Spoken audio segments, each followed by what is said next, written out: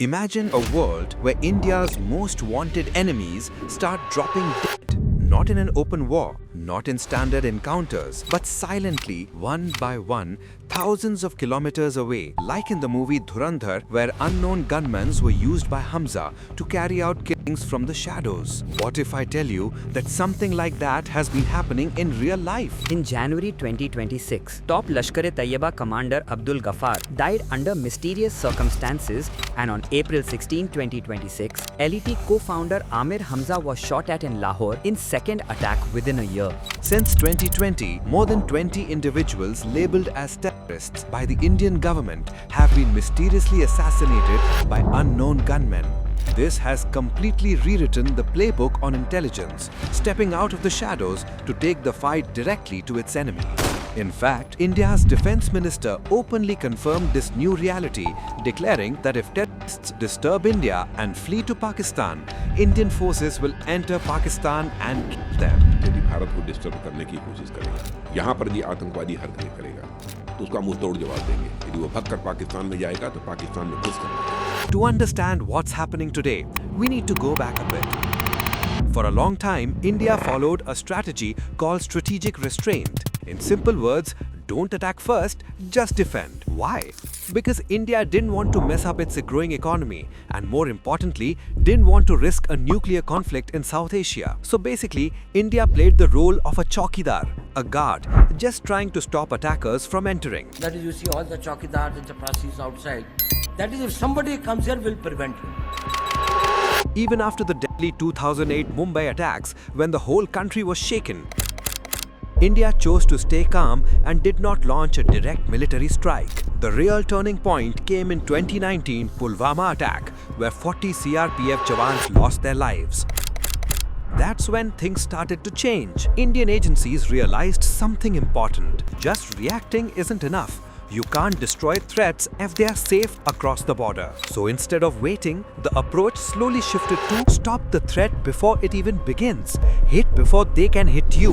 हमारे पड़ोसी उसके इस मंसूबे का मुंहतोड़ जवाब देंगे. And that's where this whole story of a new kind of strategy begins. Then enters a key player, Ajit Doval, India's national security advisor. He brought a completely new mindset, something people later started calling the Doval Doctrine. In a speech back in 2014 at Sashastra University, he explained national security in a very simple way.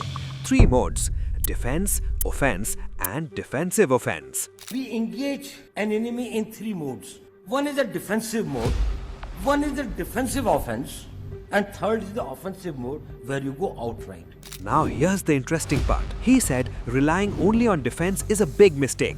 That is, if somebody comes here, we'll prevent him. Think of it like this. If your enemy throws 100 stones at you and you manage to stop 90, those remaining 10 can still hit you. So, no matter how good your defense is, you're still losing. That's why he pushed for the third option, defensive offense. Which simply means don't just wait and defend, go after the threat before it reaches you. Target the problem at its source, even if it's outside your borders. That is, to defend ourselves, we will go to the place from where the offense is coming. He famously warned that if you do one more Mumbai, you lose Balochistan.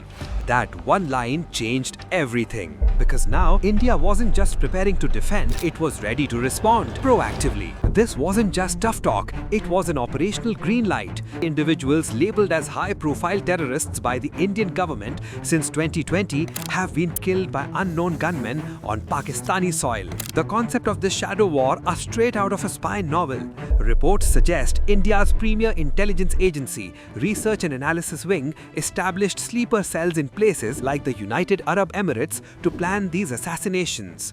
Indian agents allegedly used social media to hire locals in need or people influenced by radical ideas, paying them millions of rupees to carry out the hits, giving the Indian state total plausible deniability. This doctrine is clearly evident with surgical strikes in 2016, Balakot airstrikes in 2019, and peaked in May 2025 with Operation Sindoor.